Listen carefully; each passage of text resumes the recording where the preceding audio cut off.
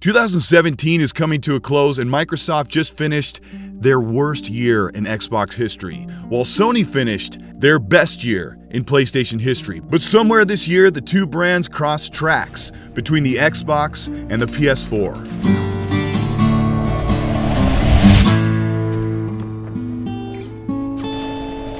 With the PS4 Pro out for 2017, it was a long road ahead to the Xbox to answer Sony's mid-generation refresh.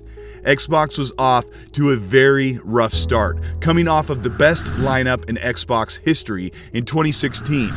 2017 was looking troublesome, as PS4 was expecting over 30 console exclusives and Xbox was expecting less than a dozen. But in April, Digital Foundry got an exclusive look at the hardware specs for Xbox Project Scorpio. Digital Foundry and soon developers were very impressed with the hardware planned for Xbox Project Scorpio, and rumors of 100 enhanced games to push 4K was on the way. The goodwill that Project Scorpio generated for Xbox was welcomed by Xbox gamers. The base Xbox One was continually compared to Sony's mid-generation refresh, with Pro games compared to the Xbox One. The PS4 Pro was over 30% more powerful than the Xbox One, and it showed when 900p games were compared to games running at 1440p. On paper, Digital Foundry believed that with the right optimization, that the Xbox Scorpio could achieve 4K visuals. At the very least, the Scorpio could flip the graphics disparity back over against the Pro. The big question was, for how much money? E3 2017 for Microsoft promised more games, but most importantly, Xbox fans were on the edge of their seat to hear the name of Project Scorpio and the price. Microsoft showcased 42 games for 2017 and 2018, showing a wide variety of side-scrolling, RPG, and action-adventure titles not normally seen on Xbox. Microsoft broadcasted the conference in 4K, highlighting Forza 7, Assassin's Creed Origins, and Middleearth Shadow of War.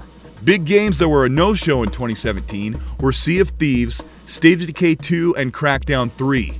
But the star of the show was the unveiling of the dark gray monolith of the Xbox One X for $499 US. Normally, E3 is about promising games on the horizon, but 2017 was already halfway done by then. So, where did the games of 2017 settle on the Xbox One? The top 10 rated games were Resident Evil 7, Pillars of Eternity, Observer, Cuphead, Thumper, Forza Horizon 3 Hot Wheels, Destiny 2, Wolfenstein 2 New Colossus, Injustice 2, and What Remains of Edith Finch. But my top 10 rated games were a little different, based on my pure enjoyment. Let's start with the hottest, most talked about game of 2017, with already over 30 million copies sold on PC and Xbox One. PlayerUnknown's Battlegrounds, probably the ugliest, most unpolished game I've ever played, but PUBG provides a level of realism that most competitive shooters cannot achieve, landing in the wild and scrounging for a weapon and ammo before you hunt or become the hunted. It is definitely a hallmark for Xbox in 2017. Forza Horizon 3 Hot Wheels is just a DLC expansion, but it added whatever was left in our imagination of what a racer could offer. The thrill of going upside down at high speeds on a plastic track with friends and enjoying the sights of the ocean and an oversized animatronic T-Rex. Hot Wheels rounded out an already jam-packed Forza Horizon 3 carried over from last year. Shadow Warrior 2 feels like Doom, fights like Skyrim, with humor to offset the paranormal demons and hellish creatures. Shadow Warrior 2 feels a bit sloppy, but blasts your eyes with color and gore. You move fast and the action rarely lets up. Between all of the many firearms and swords, there is always 27 ways to kill your enemies and loot everywhere. Award-winning indie-developed Cuphead. I'm a cartoonist and a lifelong fan of animated films, and Cuphead caught my attention. Growing up, I was raised on brutally challenging side-scrollers like Contra and Ninja Gaiden, but over the years I've changed and I want to enjoy my games, not let them destroy me. But nothing gets my heart pounding faster than making it to the last phase of a Cuphead boss and seeing Ghost Recon Wildlands looked like it was going to be one of the most amazing open-world tactical shooters ever made. And at first, this game overwhelmingly disappointed me. It wasn't until it was enhanced on the X that I saw its true potential. The loop of stealthing outposts, gathering weapons, tagging supplies to level up and activate new skills, it really clicked with me this fall, 6 months after the game was released.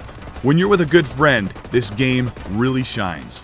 Wolfenstein 2 New Colossus is one of the few shooters that doesn't hold your hand. It's up to you to get your crosshairs on the enemy and squint through the fiery muzzle flash on the business end of your rifle.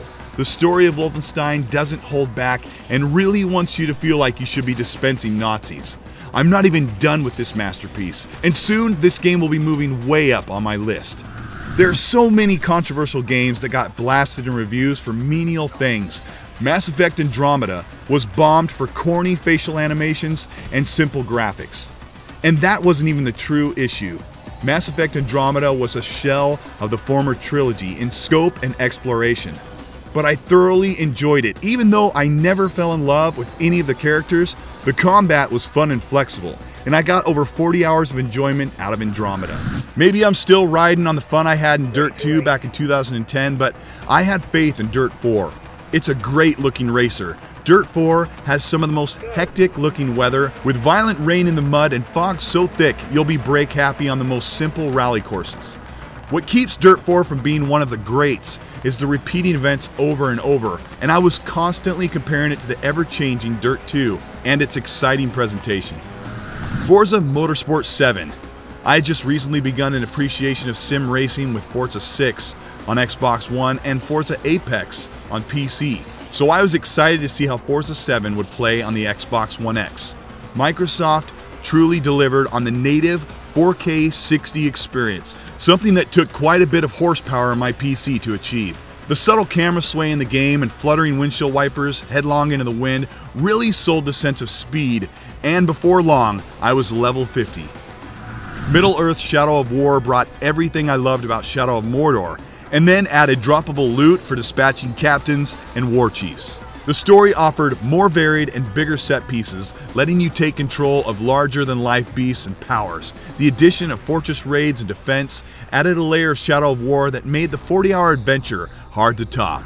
I never thought that after Unity and Syndicate that I'd ever give an Assassin's Creed game another shot, but everything about Assassin's Creed Origins was pure enjoyment. The highly detailed, beautiful, lively world, the tiered enemies, fortresses, the organic combat, and the satisfying selection of bow and arrow combat at all ranges, leveled gear, RPG elements with a true open world that expanded wider than most any game I've ever played. This makes Assassin's Creed Origins my game of the year. When the Xbox One X hit the market in November, I put my PC on standby for creating videos, and I came back to the console gaming experience. Almost every night, I'm playing games, chatting with the community on Xbox Live, and racking up achievements. The Xbox enhanced games have breathed new life into the Xbox. Games like Rise of the Tomb Raider, Ghost Recon Wildlands, Fallout 4, and Gears of War 4. For console gamers, being able to play games like Witcher 3 at 60 FPS is a whole new experience worth revisiting. Each week, Digital Foundry is analyzing enhanced games against the PS4 Pro version, and the difference in visual clarity and extra effects has made the X a worthwhile purchase in a year that did not offer many first-party games.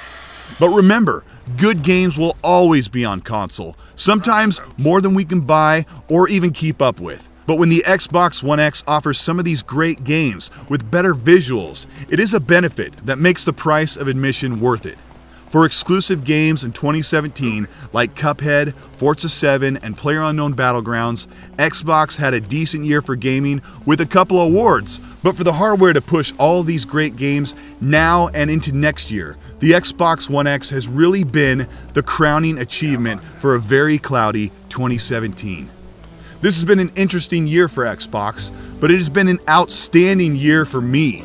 At the start of 2017, I was covering Xbox and PC gaming with a subscriber base of just over 1,000. I need to give so much credit to Dealer Gaming, a channel that I watched every week. And he called me saying, "Colt, we gotta figure out why your subs aren't watching your videos." Back then, I was getting 47 views a video. I've had the privilege of meeting, working, and gaming with some of the coolest gamers in the community. And if you'd like to talk about gaming a little more, Add me on Twitter at Colteastwood and Xbox Live at Colteastwood. Subscribe to my channel for more of this. Gamers, have a great Christmas and New Year. Be nice to each other. Get to know other gamers before you judge them or base them off their gaming preference. We're all gamers, we're all geeks, and we're all passionate about it because we love gaming. Use your energy to lift up your favorite gaming platform and why it's so great. I'll see you in 2018, or I'll see you online. Guys, have a good one.